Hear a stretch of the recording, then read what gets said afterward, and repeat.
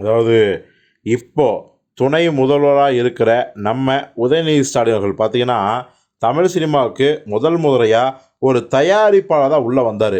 இத்தனைக்கும் அவருடைய உயிர் நண்பர், பால்ய சிநேகிதன் விஷால் கூட காட்சி தரல.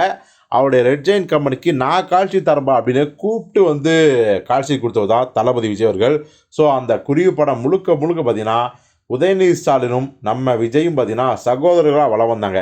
அந்த படம் சரியாக போகலனாலும் கூட அடுத்தடுத்த படங்கள் வந்து பார்த்தீங்கன்னா, இணைஞ்சாலும் சரி இணையலாலும் சரி 2 பேரும் அப்படி ஒரு நட்பை பாராட்டிட்டு இருந்தாங்க. ஆனால் இன்றைய தேதிக்கு என்ன நிலவரம்னு உங்களுக்கே தெரியும். ஆக்சுவலி பார்த்தீங்கன்னா, அரசியலுக்கு விஜய் வந்ததுக்கப்புறம் திமுகவோடு கழுவி கழுவி ஊத்துறாரு. திமுக விஜய் வந்து எங்களை ஒன்றும் பண்ண முடியாதுன்னு சவால் விடுறாங்க. மொத்தத்தில் 2 பேருமே வந்து எதிரும் புதிருமா தான் இருக்காங்க. யார்? விஜயும் உதயநிதி ஸ்டாலினும். ஆனால் அப்பேற்பட்ட அந்த நண்பர்களாக இருந்தவர்களே இப்போ அரசியலில் சண்டை போடும்போது ரசிகர்களும் தொண்டர்களும் மட்டும் என்ன சும்மா இருப்பாங்களா? ஸோ 2 தரப்பு தொண்டர்களும் பயங்கரமாக மோதிக்கிறாங்க. இன்னும் கொஞ்சம் பின்னாடி போய் ரசிகர்களும் சேர்ந்து பார்த்தீங்கன்னா உதயநிதியை தாக்குறாங்க. உதாரணத்துக்கு சொல்லணும் அப்படின்னா, இப்போது விடாமுயற்சி படத்தோட ப்ரொமோஷனுக்காக அந்த படத்தின் இயக்குனர் மகிழ் திருமேனி டிவிக்களில் அப்புறம் வந்து யூடியூப் சேனல்களில் ஏகப்பட்ட பேட்டியை கொடுத்துட்ருக்காரு. பேட்டிகளில் கொடுக்கும்போதெல்லாம் மறக்காமல் ஒரு விஷயத்தை மென்ஷன் பண்ணுறாரு. என்ன சொல்கிறாருன்னா, நான் வந்து விஜய் சாருக்கு கதை சொல்கிற வாய்ப்பு கிடைச்சப்போ அவரை போய் பார்த்தேன், நேரில் பார்த்தேன். அவர்கிட்ட வந்து 3 கதைகளை சொன்னேன். அவர் ரொம்ப கன்ஃப்யூஸ் ஆகிட்டார்.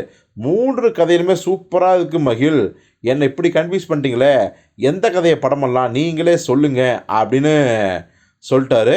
ஸோ அதுக்கப்புறம் வந்து பார்த்தீங்கன்னா, அந்த ப்ராஜெக்ட் ரொம்ப சீக்கிரம் மூவ் ஆக போகுது அப்படின்னு எல்லோரும் சந்தோஷமாக பரபரப்போட உற்சாகத்தோடு இருக்கும்போது திடீர்னு உதயநிதி ஸ்டாலின் வந்து நம்ம மகிழ் திருமேனிக்கு அழைப்பு.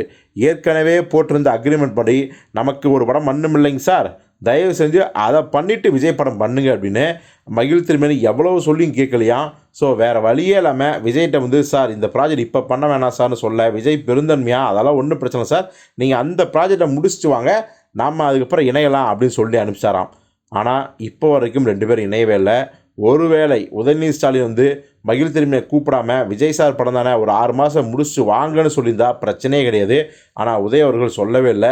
ஸோ இந்த விஷயத்தை கேள்விப்பட்டுல மகிழ் திருமேனி வாயாலேயே சொல்லதை பார்த்துட்டு விஜய் ரசிகலாம் பயங்கரமாக உதயநிதி ஸ்டாலின் வந்து கழுவி ஊற்ற ஆரம்பிச்சாங்க. உங்களால் ஒரு மெகா ஹிட் படத்தை வந்து தளபதி விஜய் மிஸ் பண்ணிட்டாரு அப்படின்னு சொல்லி பயங்கரமாக வந்து விமர்சனம் பண்ணுறாங்க.